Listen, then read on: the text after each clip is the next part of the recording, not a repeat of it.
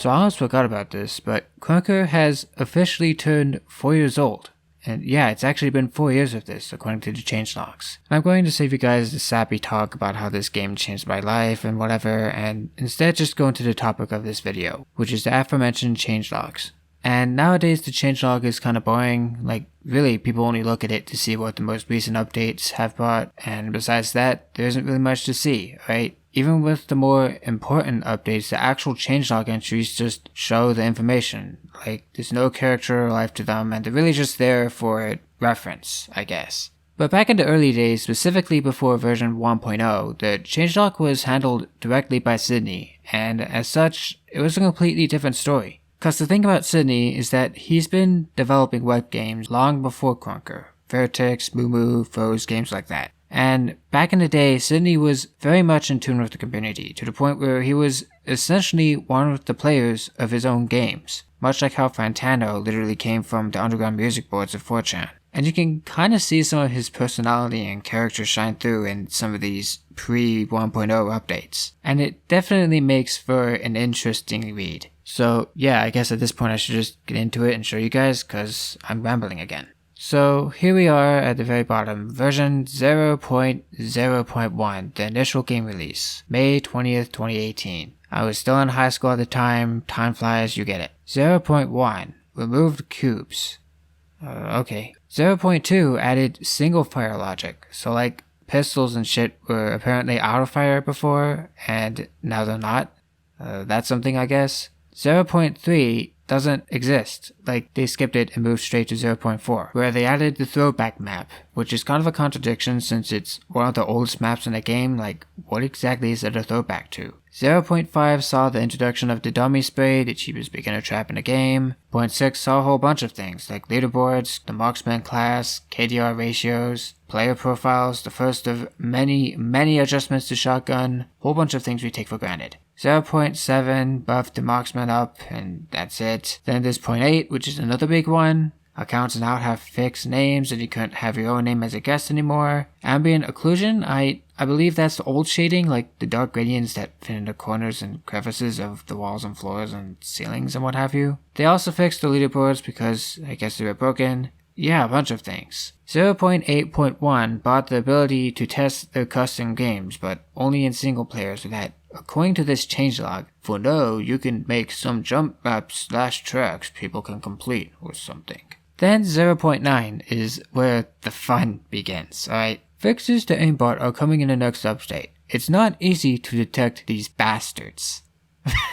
That's actually the first time I've seen anyone besides Philly D say the word bastard in years. Also goes to show that hackers were always kind of an issue in this game, and they always will be for the rest of time. They also fixed the leaderboards again, because I guess they were still broken. Now at this point, I'm not going to read out the numbers, because here starts the 99ers, as I call them, where the devs were scared of, I guess, getting to 1.0 on kind of a disappointing note or something, so they just kept going with the 0.9s and the 0.99.9s, and it's going to be a mess to try to pronounce them. So I'm just going to give a rough timeline of when certain things happen in chronological order or something. Something, laziness, whatever. They quickly let you finally actually host custom maps so that you could play with friends or enemies. They also let you set things like gravity and fucking slow motion. Hey, remember that? Slow motion? God, I miss playing around with that. Then some animation updates, then some editor updates, blah blah blah. Auto redirect to HTTPS added because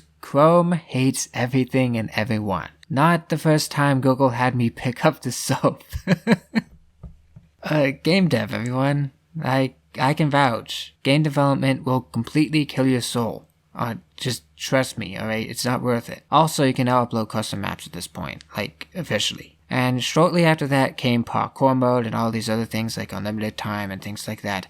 I actually covered this one, 0.9.91 in my video on Super Parkour back in the day, which I likely recommend you don't watch. But yeah, this is probably one of the biggest updates, at least for me. And then they fixed the wall ride glitch. Alright, yeah, so this is something interesting actually. You guys know how when you have two cubes on top of each other and you can sort of stand on that edge between the two if you hold the move keys? So in other words, like a wall run or wall surf. That was apparently originally a glitch, which eventually turned into a feature. Then I guess there was a glitch with the glitch turned feature that was fixed so that it's now just a feature that was once a glitch. That's glitchity glitch, whatever. Added Ligma, added Sugma, we all know what those are. You can now sniper only servers if you wanted, just like in Vertex. Then they introduced the featured accounts feature, which I guess are the precursor to verified accounts, and from what I can tell here, they were initially intended for map makers more than anything. Added clips, blah blah.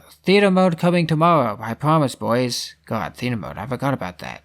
Probably because it was so forgettable. We moved Igor, what? Fixes, more fixes. Then clans were introduced, which are basically integral to the game for better or for worse. Also, you can mod the game properly. Then some fixes, optimizations, clan wars, puke. Rocket launcher has been added with explosions. And funny thing, there were actually plans to have rocket jumping from the beginning, but they evidently didn't happen until much later on. Then they made Rocketeers able to hurt themselves, which forever ruined the class for me. The Bazaar map was added, which I still miss that map to this day, even if it was kind of garbage. Runner got added, yay. Infect got added, boo. And then Crunkies started being a thing. Now you can earn Crunkies from Mashers.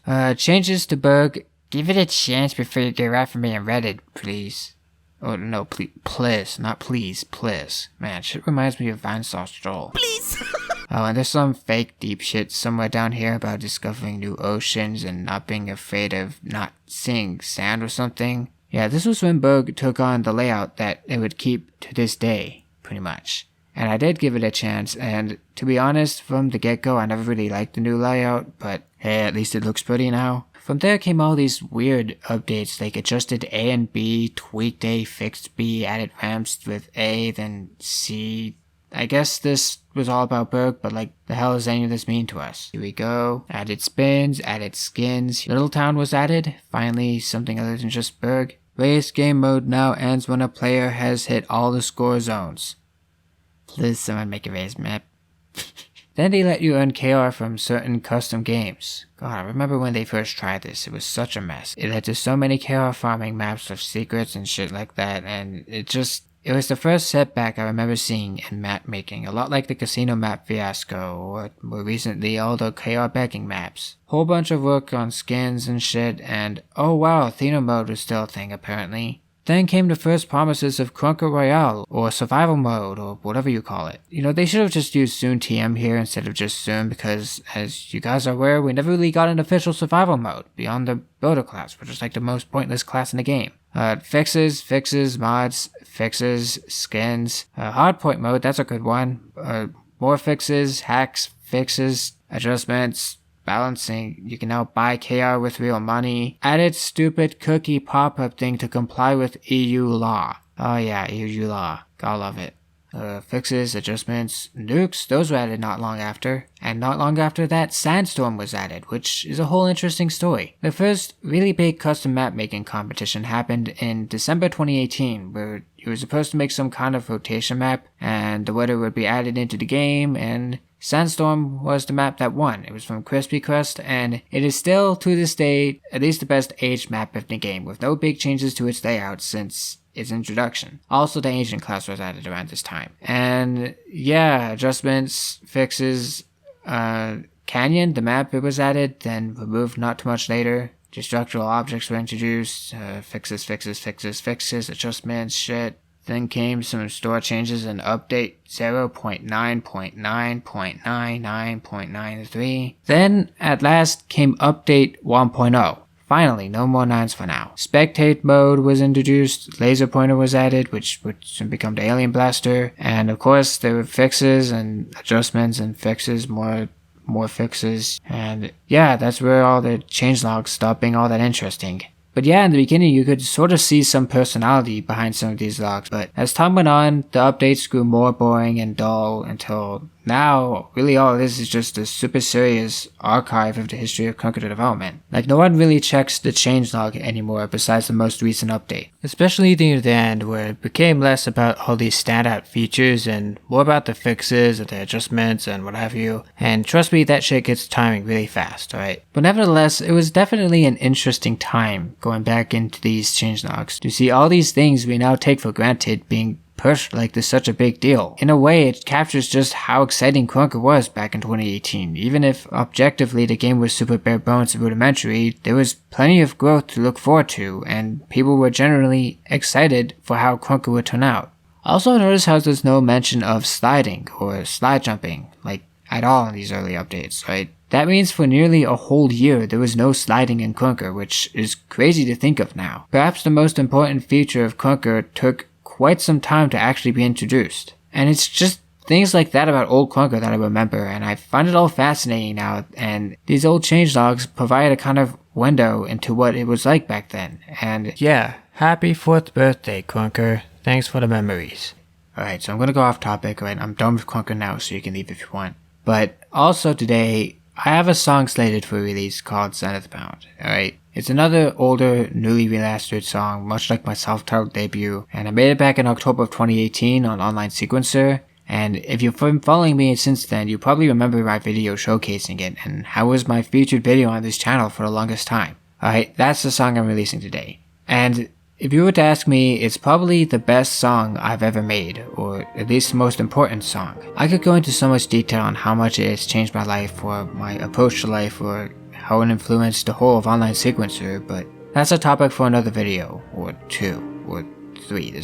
There's a lot to talk about there. For now, you'll pretty soon, or right now, depending on when I upload this video, you'll be able to listen to it on Spotify and all the various music platforms, courtesy of DistroKid. And if you want a lossless version of the song, it's like the absolute highest quality possible, perhaps even a FLAC file, you can download it from my Bandcamp page for free. And yeah, that's that. Outro time, I guess.